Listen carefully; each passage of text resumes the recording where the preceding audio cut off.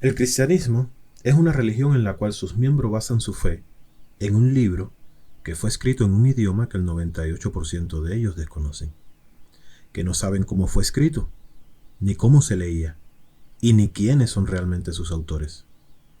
Un libro que dice una cosa, pero para ellos realmente no quiere decir eso, sino que buscan siempre una interpretación. Y esa interpretación es dada por teólogos, que en su afán o necesidad de hablar de Dios, escogieron la Biblia para hacerlo, cuando realmente al menos el Antiguo Testamento no habla de Dios, sino de la relación de un individuo llamado Yahweh Elohim con la familia de Jacob, Israel. Deuteronomios 32, 8, 9 dice lo siguiente: cuando el Altísimo hizo heredar a las naciones, cuando hizo dividir a los hijos de los hombres, estableció los límites de los pueblos, según el número de los hijos de Israel, porque la porción de Jehová es su pueblo, Jacob la heredad que le tocó.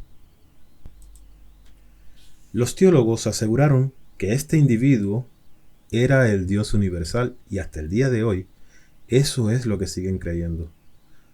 Lo llamativo es que estos Elohim se les asignó una familia y en algunos casos un pueblo para que los dirigiera, a los cuales cada pueblo le llamaba a estos individuos Dios.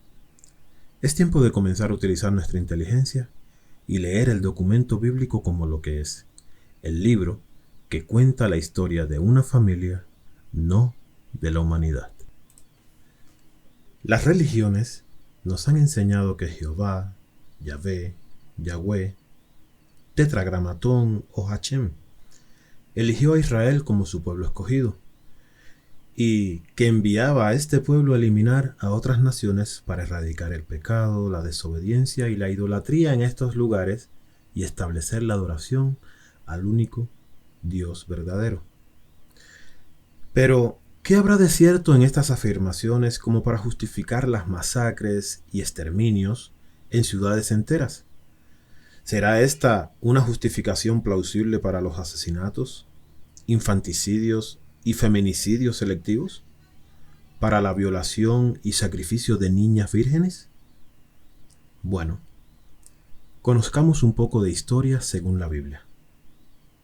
Noé tuvo 3 hijos, Sem, Cam y Jafet. Se dice que las culturas semíticas son las provenientes de los descendientes de Sem, y esta es la línea que hoy seguiremos. Génesis 11, 10 al 32 nos deja conocer la genealogía de Sem hasta llegar a Taré. Taré tiene 3 hijos, Abraham, Nacor y Harán. Harán engendró a Lot y murió. Abraham toma como esposa a su media hermana Sarai y Nacor toma como esposa a Milca, una de sus sobrinas, hija de Harán. Génesis 22, del 20 al 22. Estos son los descendientes de Nacor: Betuel, Keset, Kemuel, Aso, Pildash, Gaam, Hillab, Tebat, Tahash, Maacab, Uz y Bus. Siendo Betuel el padre de Labán, y el padre de Raquel y Lea, esposas de Jacob.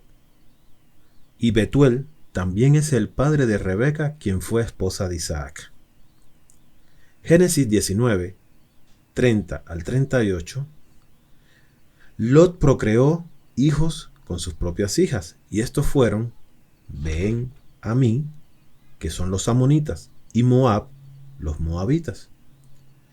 Y estos fueron los hijos de Abraham en su orden.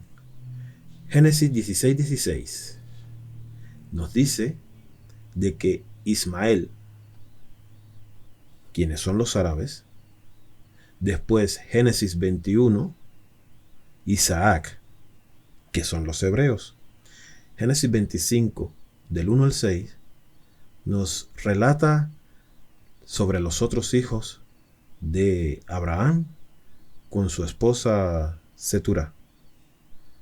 Están Sinram, Joksán, Medán, Isbac, Madián, que son los madianitas, y Súa. Isaac tuvo 2 hijos, Jacob y Esaú. Jacob tuvo 12 hijos e hijas. En Génesis 36 se nos dice de que Esaú tuvo varias esposas, entre ellas Besamat, hija de Ismael, hermano de Isaac. Esaú también es Edom, de donde provienen los edomitas.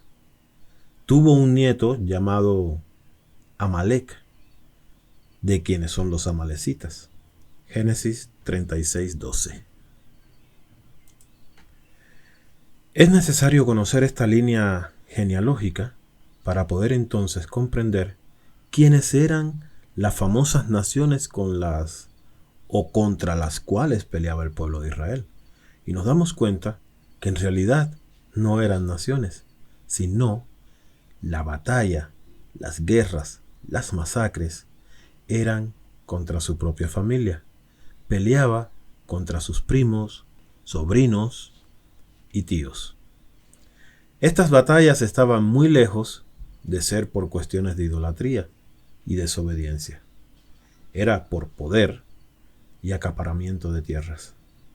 Israel jamás tuvo enfrentamientos con grandes naciones, al contrario, fue esclava de muchas, como por ejemplo Egipto, Babilonia, y más adelante estuvo bajo el control de los medo-persas y posteriormente de Roma. De esta manera, es como vamos armando el gran rompecabezas de la historia que cuenta el documento bíblico. Y vamos desenredando la telaraña que armaron las religiones y en las que muchos aún siguen enredados. Compartan para que esta información pueda alcanzar a más buscadores. También suscríbanse. Denle a la campanita para que esta información pueda seguir llegando a muchas más personas. ¡Wow!